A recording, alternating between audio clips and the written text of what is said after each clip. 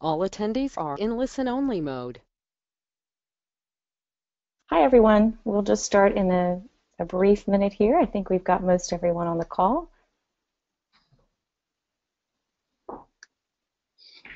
And it's 1 o'clock, so we'll go ahead and begin on time. So welcome to the Q&A webinar with Paul Axtell today. Thank you for joining us. Looks like we can go ahead and start. My name is Tricia Harris, and I'm the product evangelist here at Lucid Meetings. We really want this to be an interactive webinar, so when you have a question, just type your questions in the questions box, and I can gather them up for Paul.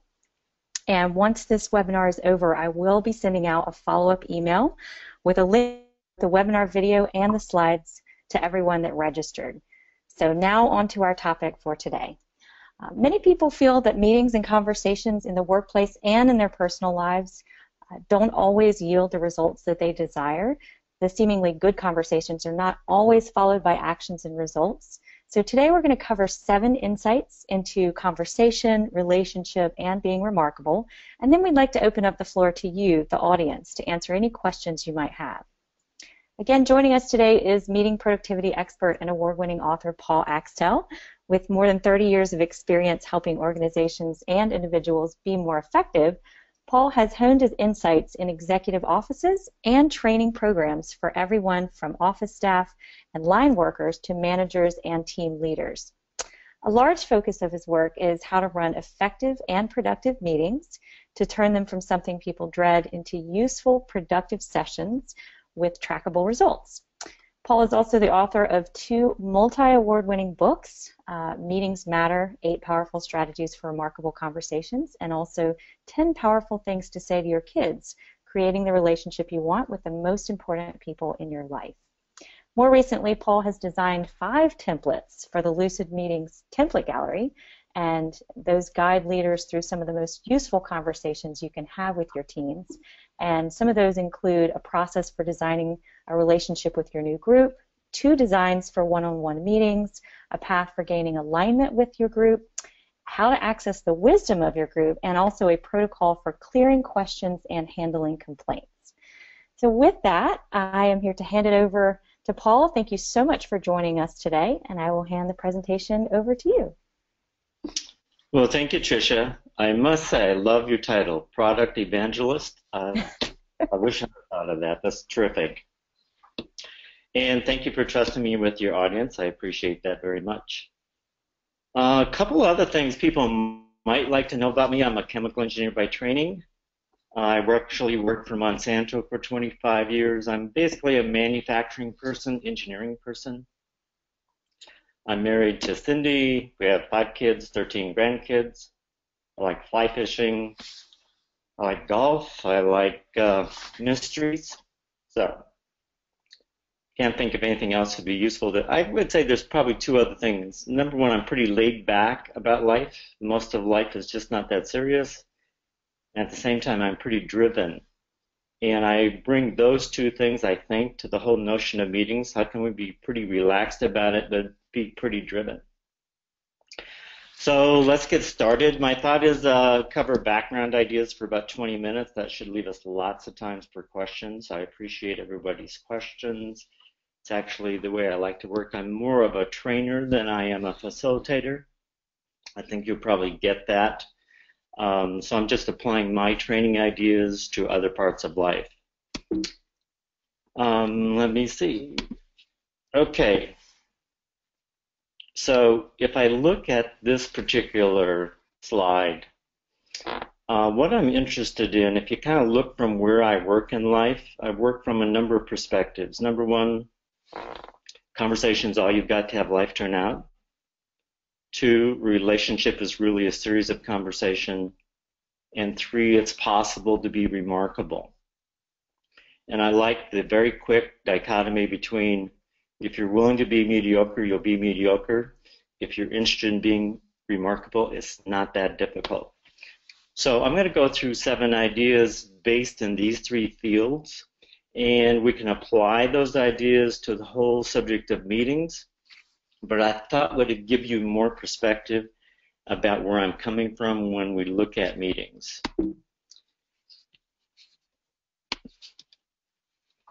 So being remarkable is available to everybody. One of the books I recommend is Talent is Overrated by Jeff Kalman. And Jeff is making the point that there's a few people who are super talented, but most people, it's about getting enough deliberate practice in. So Tiger Woods, and Tiger Woods says this himself, he's not that talented, he's not stronger, but he got 10,000 hours of deliberate practice under the eye of somebody who knew what they were doing before he was 12. Now, there are some people who are freaky good, and I chose this image because there's actually a Brahma bull named Bushwhacker who has been unridden in 56 straight rides.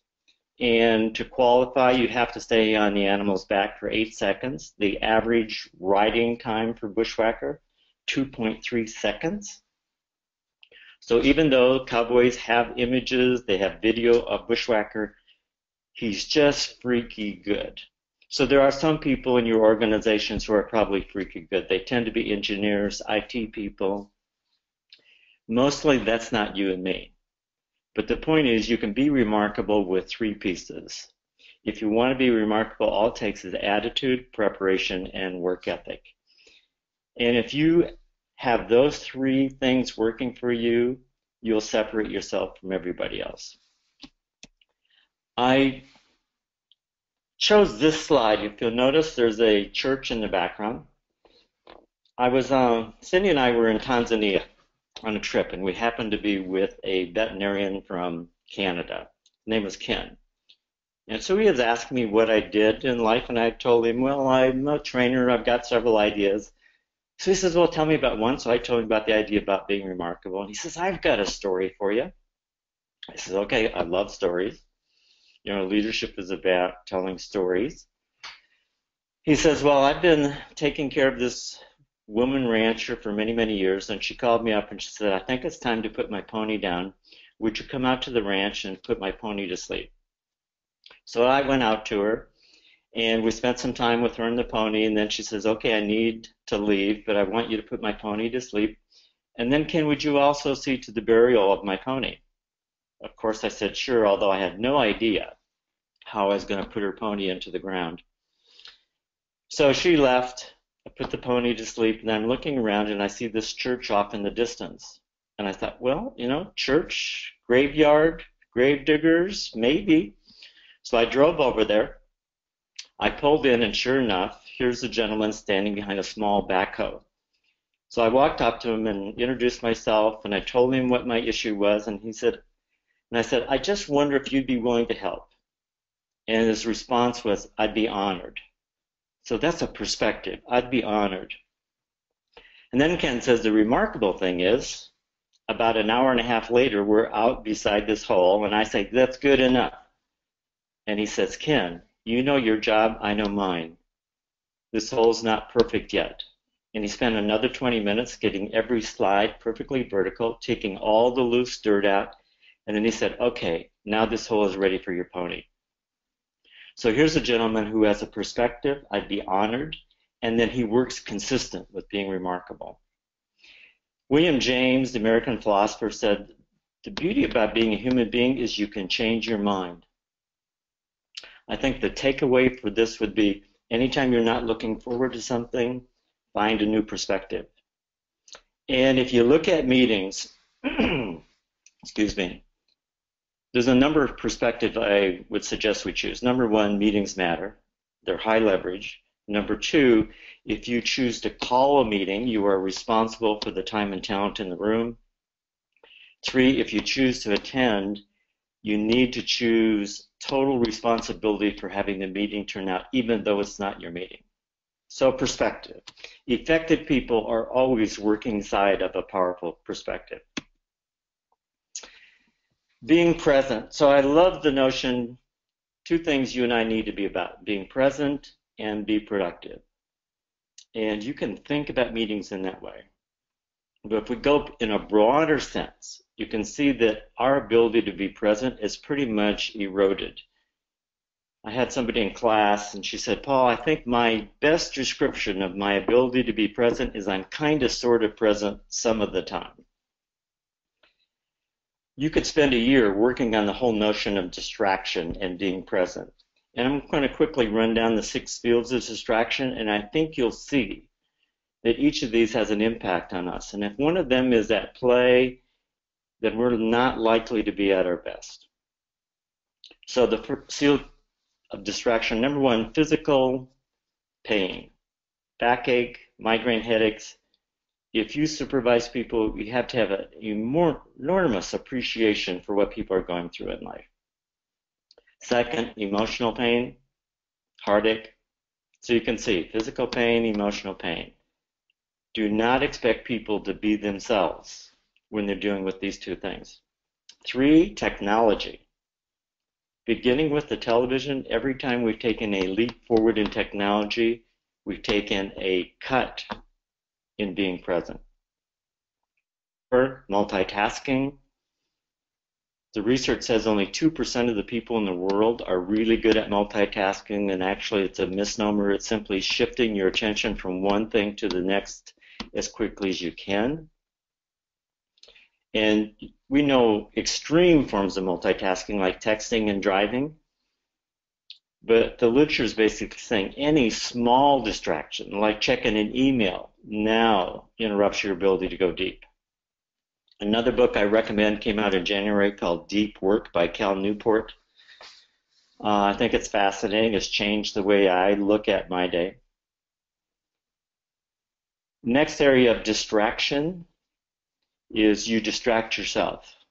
Think about regrets, resentments, checking the internet. So you and I distract ourselves.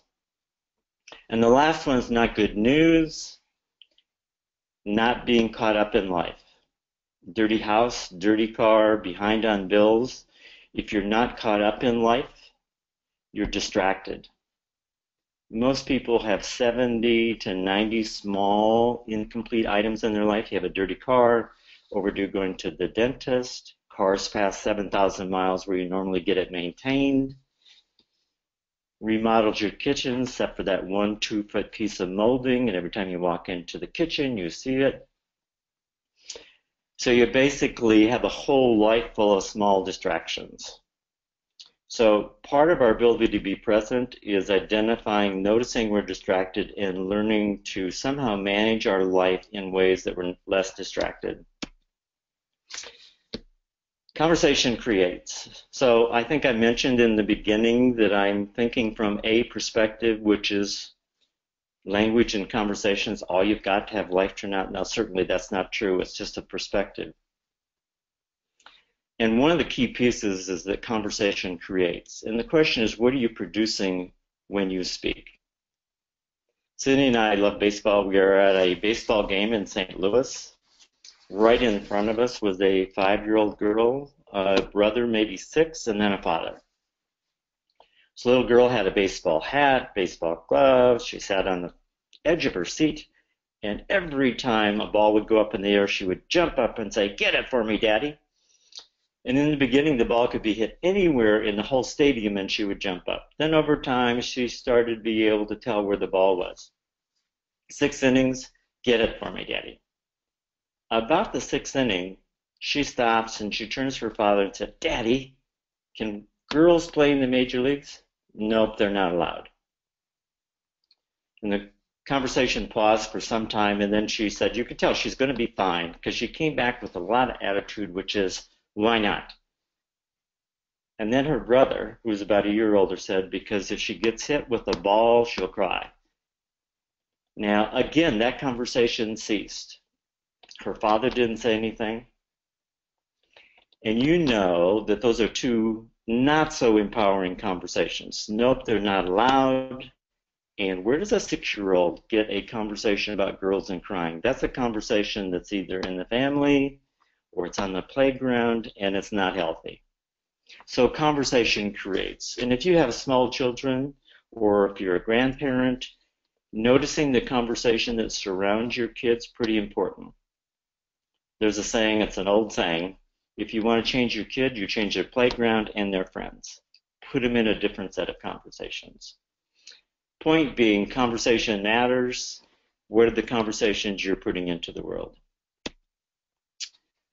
Deborah Tannen, this is her quote: "Each person's life is lived as a series of conversations." I like that a lot.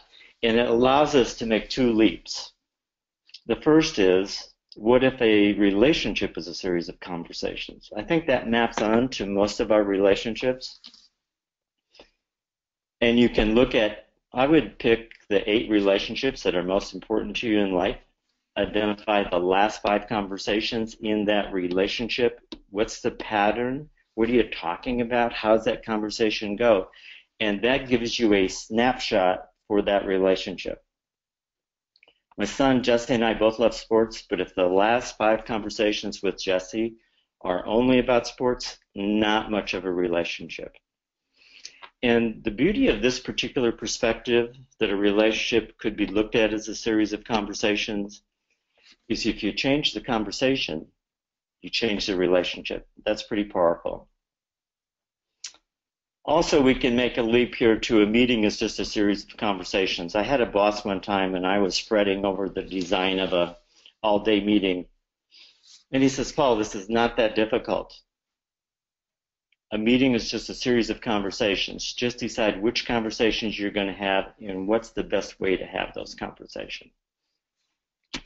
So what if your life is just a series of conversations?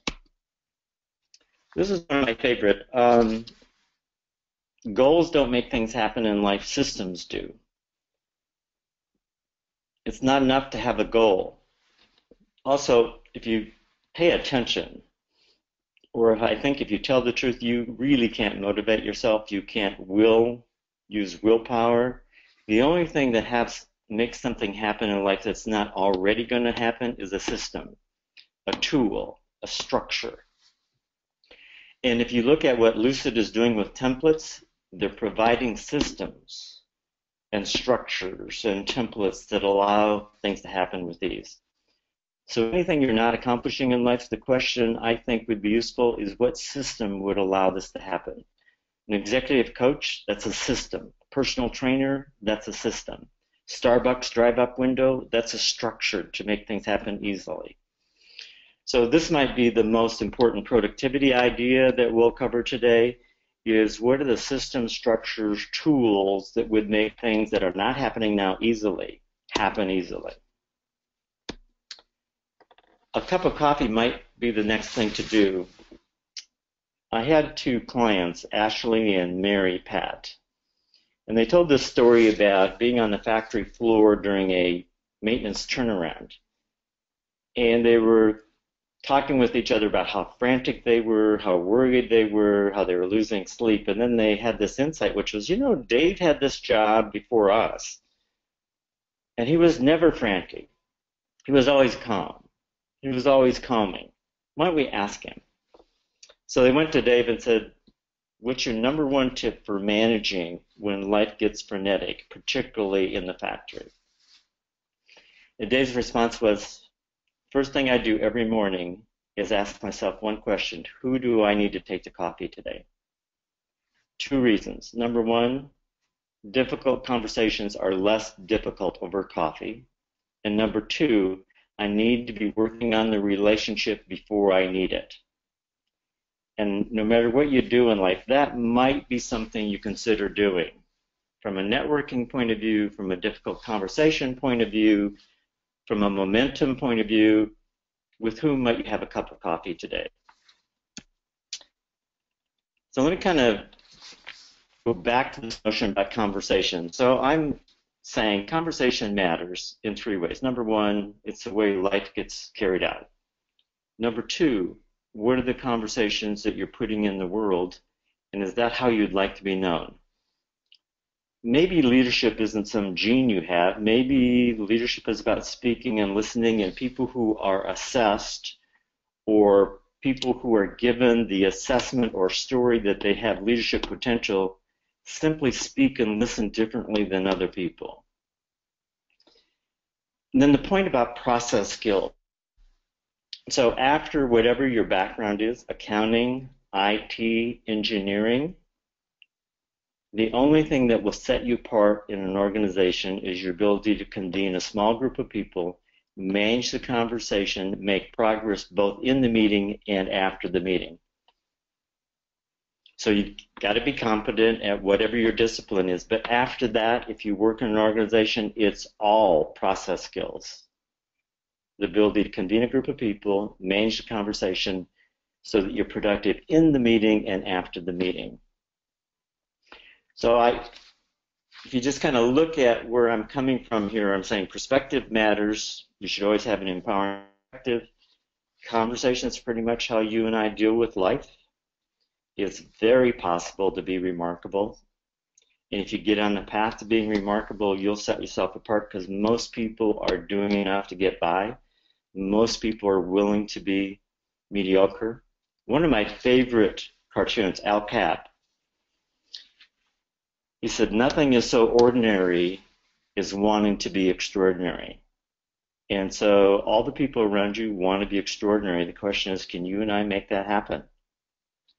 So that gives us a little background from where I'm coming from. I'm a trainer, not necessarily a meeting facilitator, but I do think if you and I can set up and run meetings, it'll give you both an individual edge and an organizational edge. So with that, let's get to your questions. Okay, great. Thanks, Paul. And like I said, everyone, please feel free to type some questions in the questions box. We have quite a few already, but I'd like to see from the audience a few more. I'm going to challenge you all. So I'm going to start with one. I'm just going to kind of pick some of these randomly because of what I think is interesting, and then we'll keep going. We've got about 7 so far, but the first one is, what advice do you have for people who lead public meetings that involve people from many different organizations, thinking about public hearings, government agencies, community organizing groups, and other homeowner associations, and the like? Wow, that's a tough question. Well, I don't have lots of experience in the public sector. I do remember running a meeting where 300 parents wanted a middle school principal fired, and so the meeting was between the parents, middle school principal, and the superintendent of schools. And we had that conversation, and what I remember about it is you have to be much more deliberate, much more pronounced about how the meeting is going to be run, how people are going to be called on, what's expected in terms of how the conversation will be managed. You also have to train the people who are listening, particularly in this case the principal, about not being defensive.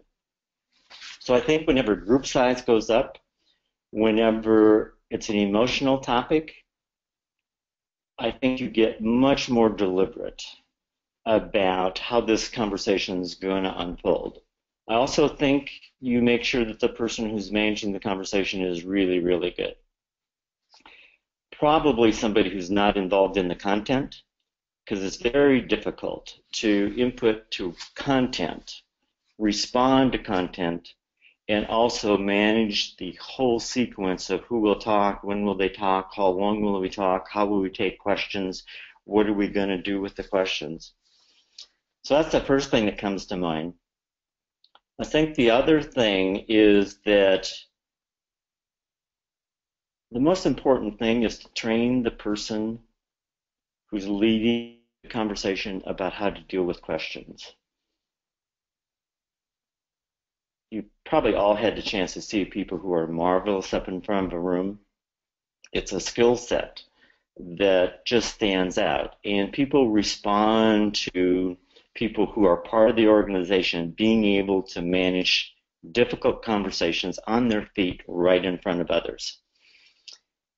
Now, I do see a lot of top managers have given up on that because it's so difficult and they feel mostly like they're beaten up in that setting.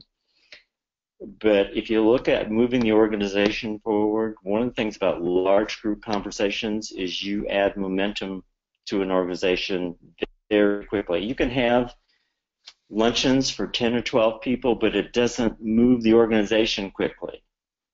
If you have a conversation with 60 people at one time and that conversation gets across the values and ideas you want, you really move an organization. So I can't think of anything that somebody who's leading an organization should master after they get the whole thing about running the organization. But after running it, it's about, can you handle yourself in front of a group of people? So those are the things that come to mind. I think there's a small piece in there, which is knowing what your own mechanism is when you take something personally, and be able to step outside of that and choose a response that's different than the one that you developed when you were 5, 6, 7, 8 years old. And yet, for the most part, if you watch people, it happens in smaller meetings too. One of the things that gets in the way of meetings is people say something and then somebody gets defensive about it. Now you have two people who are not connected in a conversation that tends to get everybody on edge. So that's my first impression there. We can come back to that, Tricia, if somebody would like to ask more about that. And I don't have a lot of experience about that. Is one place where you would probably hire a professional facilitator who's really, really good at large groups and public groups. Okay, great. Thank you. That was a great answer. And so I'm going to move on to another person's questions. We've got from 4 different people, and then we'll go through some of the other ones because some people have multiple. So you talk about being remarkable on a personal level. What do you recommend for organizations that want to make being remarkable a fundamental part of their culture? And what would you focus on first?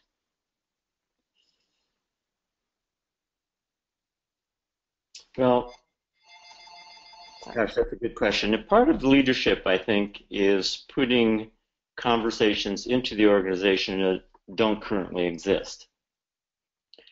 And that requires repetition. If a culture is made up of lots of things, but one of the things it's made up of is the conversations that are currently there.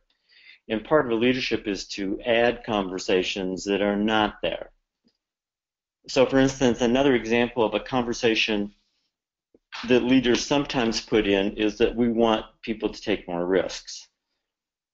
And they just keep saying that and keep saying that. Actually, that's not what they mean. What they want is a bias for action. They want movement. They don't want people waiting. They want people to take intelligent risks, but basically they're looking for action. Another one is, in most organizations, leaders are interested in, can we improve on the percentage of things that we do that we said we're going to do, the say-do ratio. And if you look at meetings, so in every meeting you come up with a set of actions. To be a powerful group, effective group, 85% of those actions need to be completed on time, as promised, or you'll start to erode the power of that group. So one thing about being remarkable is, are there conversations consistent with being remarkable that leaders could put in, either in terms of value or in terms of things we're going to track and measure?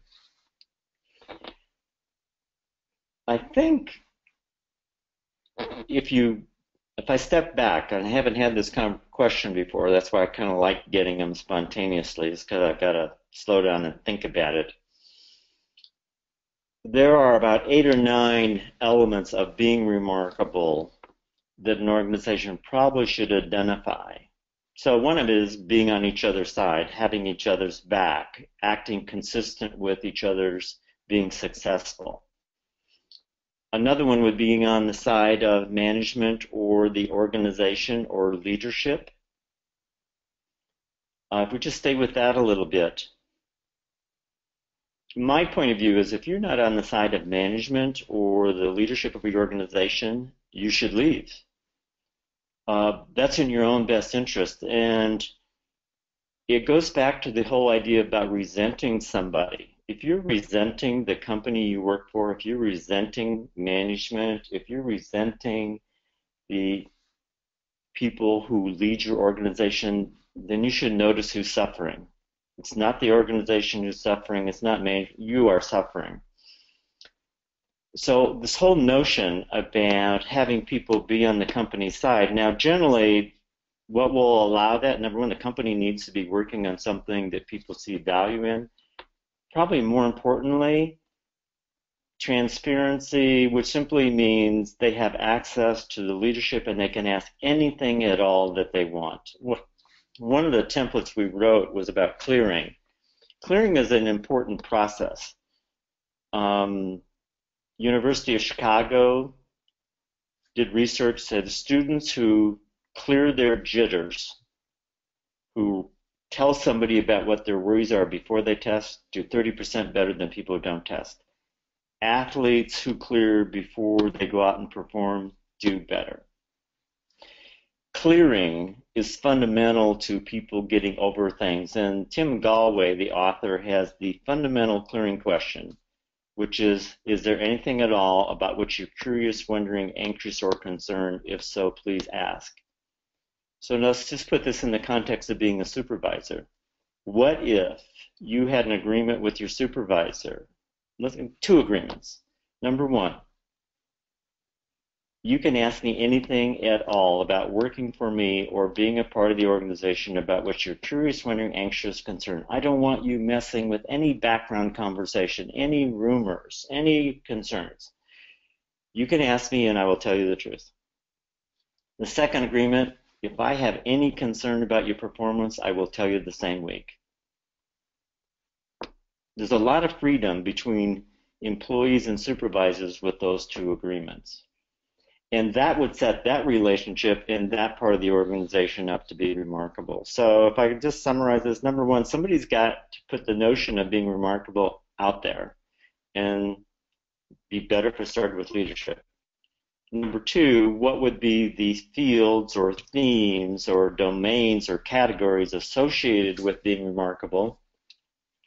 Be useful for people to know about those. And then how do you tactically implement all of those? So that's kind of first blush on that. It's a great question, and it's a new question, so I appreciate it. Great, great. And I want to add to the previous question about public meetings that was asked. Beatrice Briggs had answered also that the International Association for Public Participation is a good source for learning more about the ethics and values for conducting public meetings. And it's also for experienced facilitators. So she added that, which I thought was a great addition. Okay, so go ahead. I was just saying, in every field, there's somebody who knows more than you and I know about a particular aspect. So that's why Google is so terrific. So great. Thank you, Beatrice. Yeah. Okay, and also from Beatrice, I'm going to ask a question. She had asked, why do you think process skills are not taught in business schools or other professional training and learning settings? Good question. At least in the university setting, I don't know about business schools. In the university, it's too applied. So number one, there's not any time in the curriculum, and number two, it's an application, and universities are into more of the theoretical, understanding how media and message and those things work. So it's just, number one, too practical, too applied. If you look at the whole field of meetings and leadership competencies, I work for an organization has identified the 21 top leadership competencies, being able to create engagement.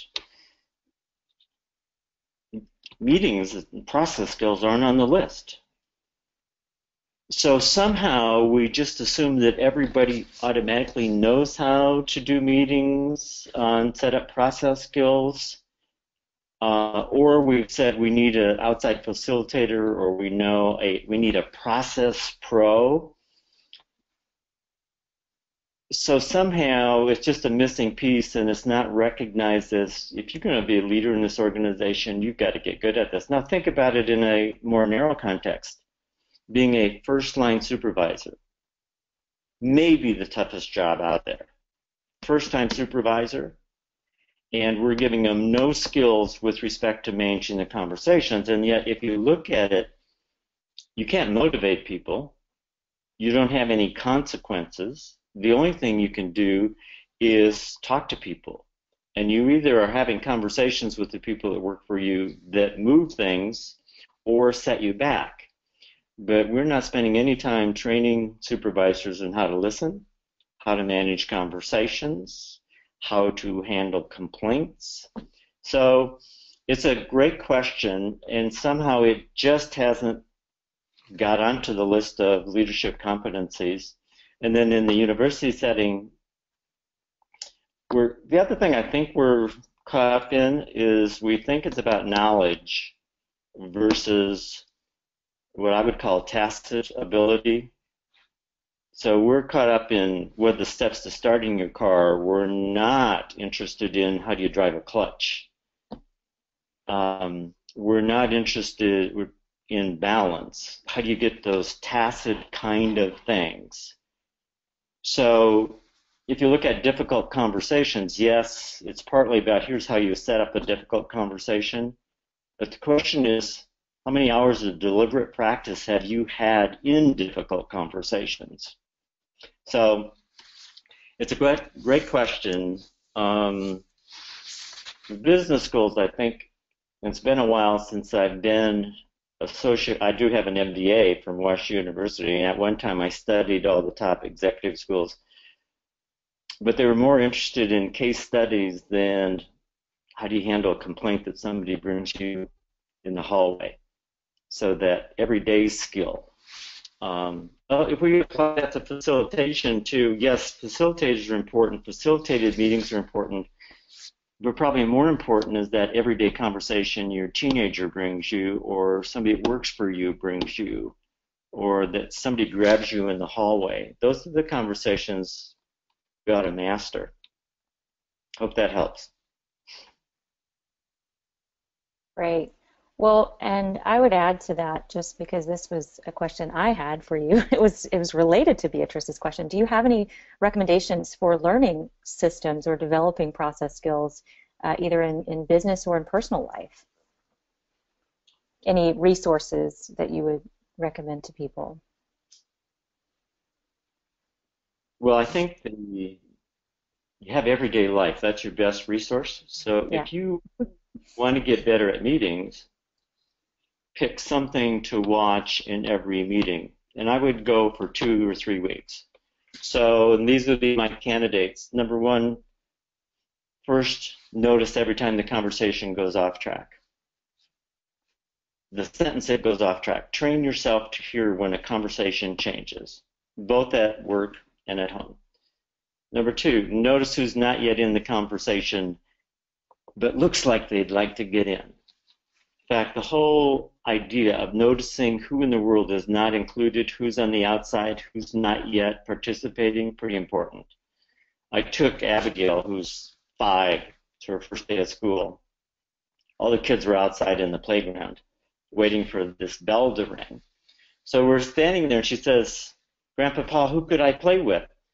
And I said, "Okay, Abigail, first you point out all the kids who don't look like they have somebody to play with." And she said, "Oh, there's one. Oh, there's one. Oh, there's one. I'm going to go play with her."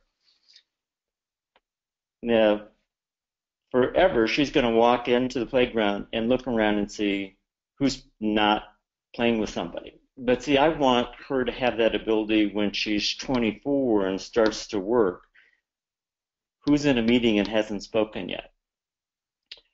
The other thing I would notice, and I would, there's some powerful things out there, but notice when a conversation reaches a place where it should probably be ended. All conversations have a certain aliveness and energy to them, and then when everything has mostly been said about it, you can feel the energy dissipate. It'd be great if somebody spoke up and say, "Look, it looks like we've kind of gotten to a place where we should take this conversation offline, or we should wrap it up." Another piece I would look for 2 weeks is all the commitments that are partially expressed but have not been pinned down. If you leave a conversation without a specific commitment in time, nothing's going to happen. So I think the way to learn process skills is to pick the key 7 or 8 variables that have the most impact about a conversation working. Spend 2 weeks noticing each. You don't have to do anything about it, but just be a choice. Another one I would include in the list, because it's pretty important, is notice interrupting. Who interrupts who, and what happens to the conversation which was interrupted, and what happens to the person who was interrupted. If you do that for 2 weeks, you will notice interrupting everywhere in the world, and if you notice one of these things, you now are at choice. If you can't see it, if you don't notice it, you're not at choice. So that'd be the first piece. The other piece, I think, if we look at the leader's point of view, one of the fundamental pieces of life is you and I are better if we're being watched. You do your yoga exercises better if you're being watched. I interact with the grandkids better if I'm being watched.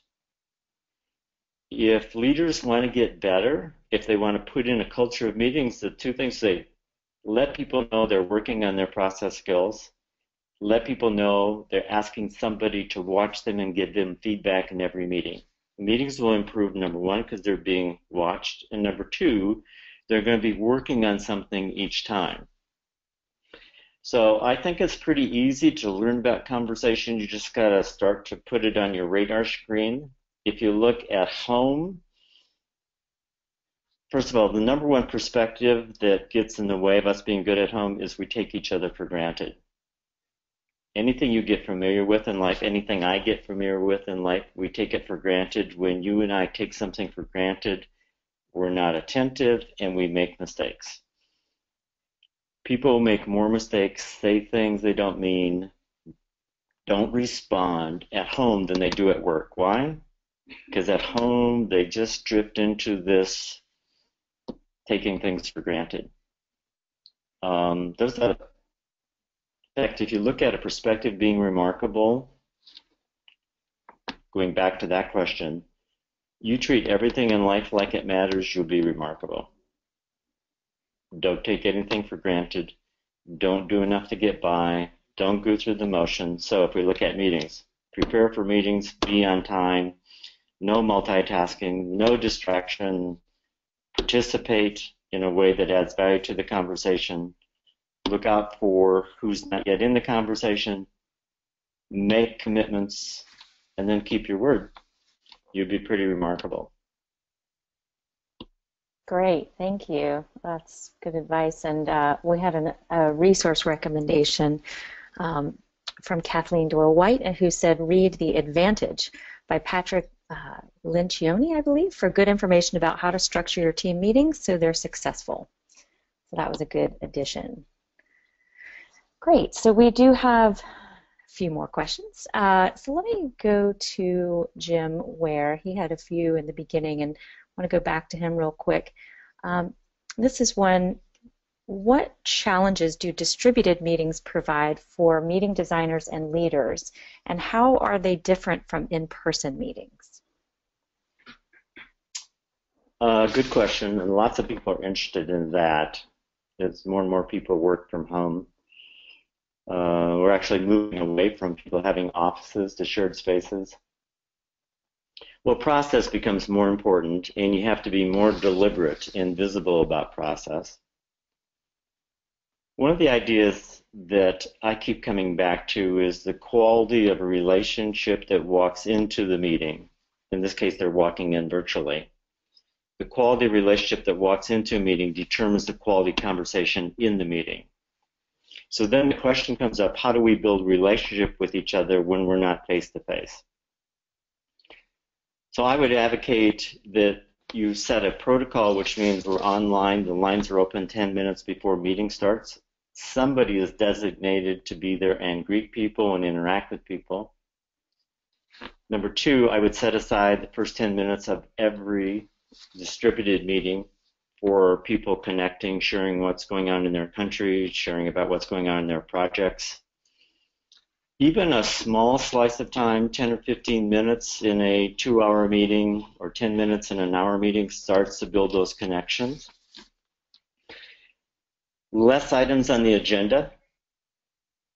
In particular, if you have people from other countries who don't have English as a first language, more time on the agenda, more deliberate checking with people to see if they're clear. So I would say 20% additional time built into the agenda to slow down and check with people to make sure they're clear, make sure they've had a chance to participate. Then the last piece I would add would be a deliberate method of keeping track of who has spoken and who you're going to call on and invite into the conversation. And let people know how that's going to work. Like, I'm going to start this conversation, this topic, asking 4 people who are not in the room to speak. On this topic, I'm going to start with 3 or 4 people in the room and then check with people who are not in the room. When I lead virtual meetings, I have a chart by my side of the name of everybody and where they're located. I also know on every topic, who do I want to start the conversation with? Who do I want to make sure I check in with because they're impacted by the conversation? And who do I want to make sure I check with before I leave the topic? And then I just put down a mark every time somebody speaks so I can quick visually see who's been in, who's not been in, and have I checked in with the people who beforehand I thought should be a part of the conversation. I also think that an agenda that allows people to follow what the conversation is going to be is pretty important. Then the last thing I think is ask everybody who is in the same room to be very vigilant about side conversations, about talking, about multitasking, because if you have an individual calling in and they can hear the chatter, they don't feel included. So the people who are in the room need to have a higher standard for being attentive, not multitasking, not having side conversations. I hope that makes sense. Yeah, definitely it does. Thank you. Okay. Okay, so another question here, and we have about 3 questions left. If you all have any questions anymore, please go ahead and type them in the questions box. We've got about 13 more minutes to get to these 3, and then we should be good, or more. So have you ever worked with a company or organization that did meetings really well? And if so, what did that look like?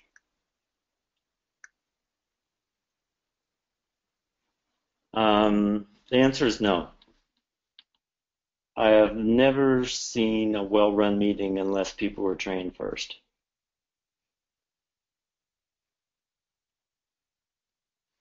Good people, brilliant people, talented people, organizations are successful, but if you look at the quality of their meetings, not very good. Now, if you think about this, this is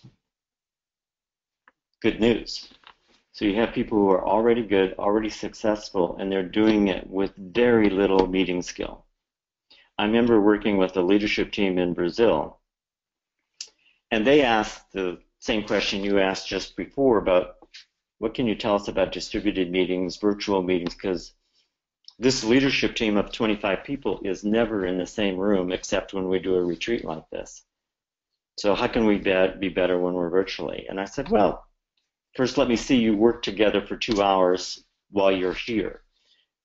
So they picked 4 or 5 topics they need to work on. They spent 2 hours on it. I just took notes about what I thought I should emphasize with them.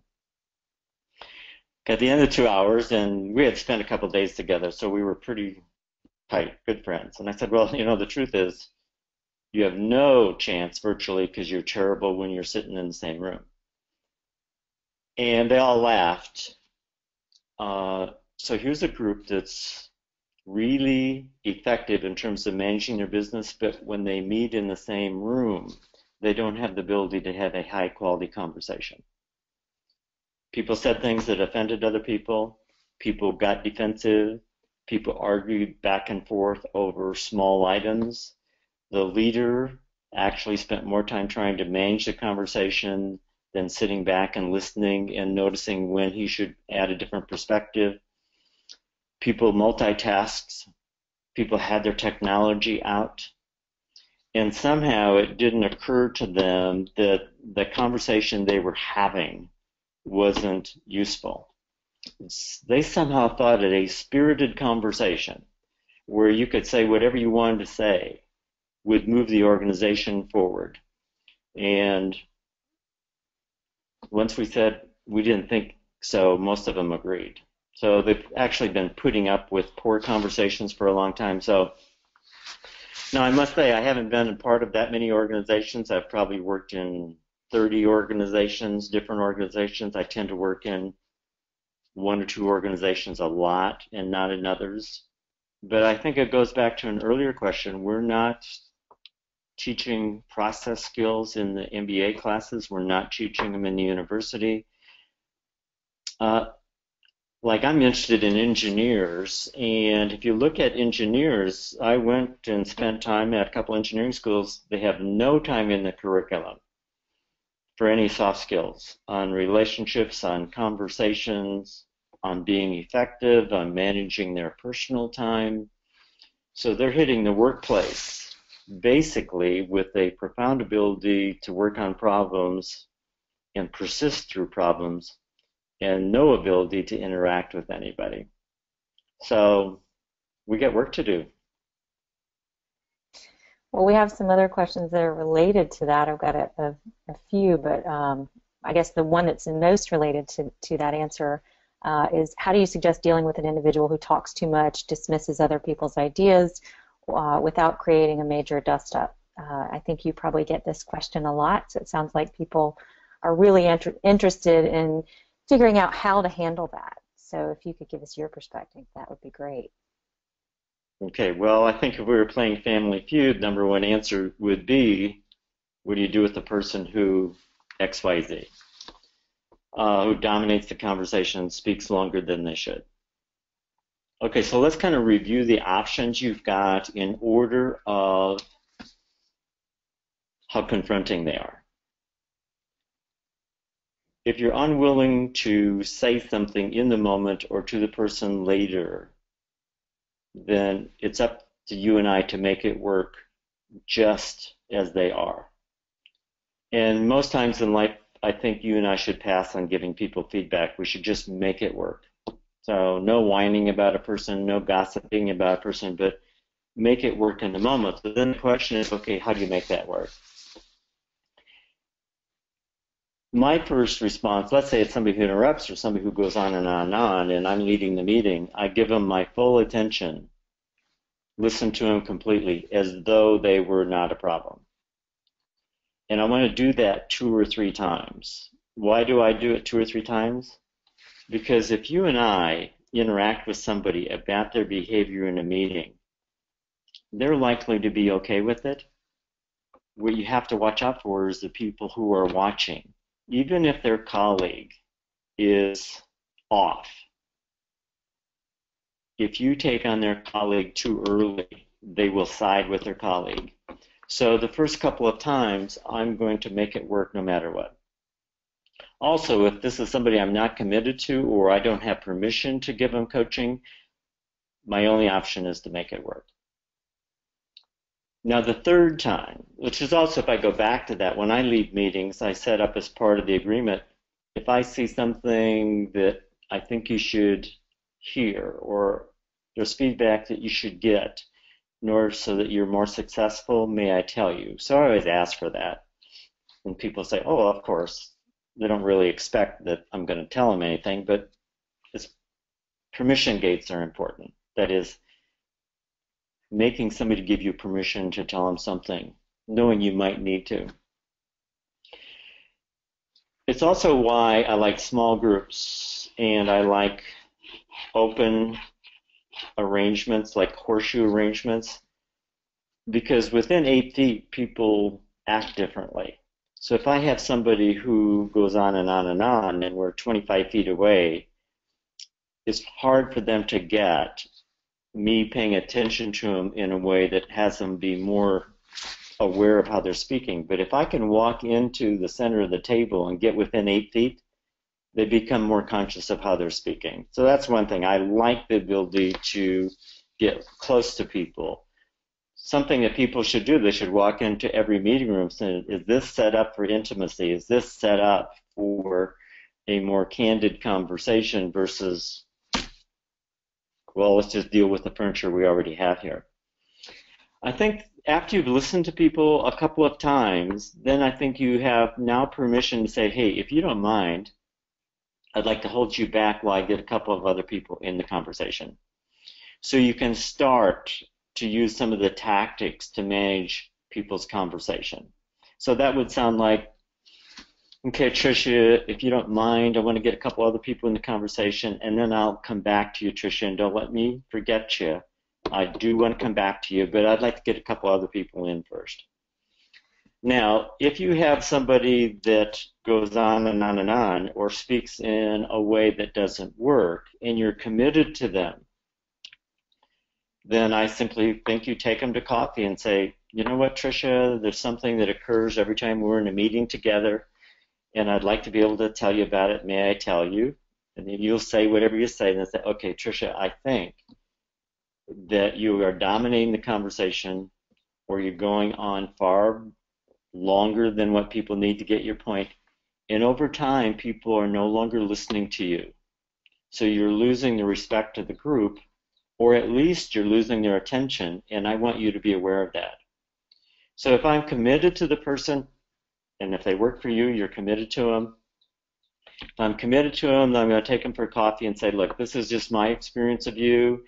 I just want to tell you, you can do with it as you wish, but I'm no longer willing to be in a meeting and not have told you that this is my experience of you. We've all had really tough feedback, usually from bosses, that we can look back and say, I'm certainly glad I was told that. I didn't like it at the time. I took it very personally. It hurt. It was upsetting. It took me days to get over it. But when we look back 5, 10, 15 years later, we say, that made me part of who I am today, that piece of feedback. So you want to consider that feedback is a gift. Most people do not get it. If you look at what holds people back, could be their body language that is being misinterpreted as not caring, not interested, not supportive. Could be they use language that other people find as offensive. Could be they dominate conversations. Could be they don't keep their word, they're not reliable, and there's a good chance they haven't been told. So another place we've got a lot of work. I hope that gives you a couple of thoughts about what you might do there, Tricia. It does, definitely. Thank you. That's great. And we have just a couple more minutes. I'm going to wrap it with one question, and it seems like a good one to wrap with. And it seems like a lot of the issues you're describing actually relate to relationships and behavior. So why focus on fixing meetings then? I'll leave you with that.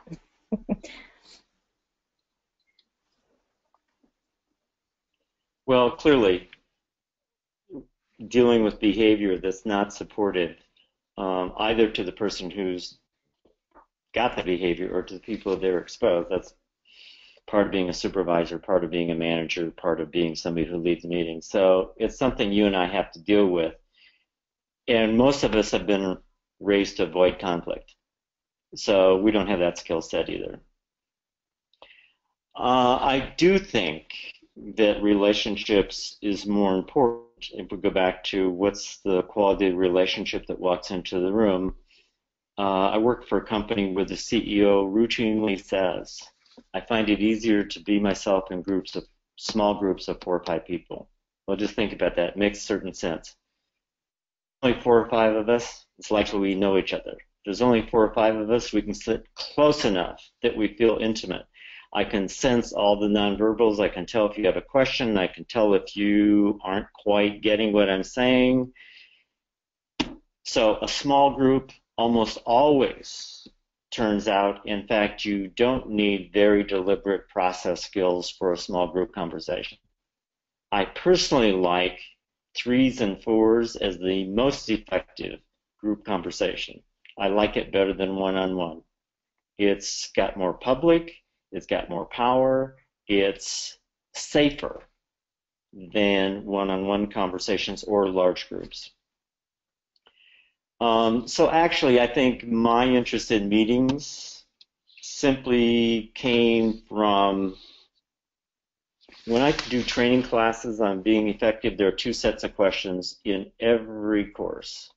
Number one, how can we improve the conversations at home, and how do I raise my kids to be awesome? That's number one. And number two is, what can you help us with in terms of the meetings that we're in that don't go well? So if I look at two questions people have, one about raising kids and two about meetings. So I wrote the book trying to get at this whole notion of meetings. But clearly, perspective is more important than meetings, relationship are more important than meetings, conversation in general is more important than meetings. Meetings is simply a subset in which all those things get expressed. Okay, great. Well, thank you. I think that's all we have time for today. So I'm meeting people. We're going to wrap on time, and I'm just going to show the last screen here to show you some contact information for Paul. And let me make sure my screen is being presented here. There we go. So that's all the time we have left. We will be sending a link to the webinar recording, the presentation slides, Paul's books, and the meeting templates that he's created with us at Lucid via email to everyone that registered. And if you have any questions, please contact Paul at either Twitter, Ask Paul Axtell, or at Ask Paul Axtell. You can contact him via his website, and then you can also ask more questions at paulaxtell.com/askpaul. So thanks everyone again. Have a great afternoon. We appreciate you joining, and we hope to see you again next time. Thanks.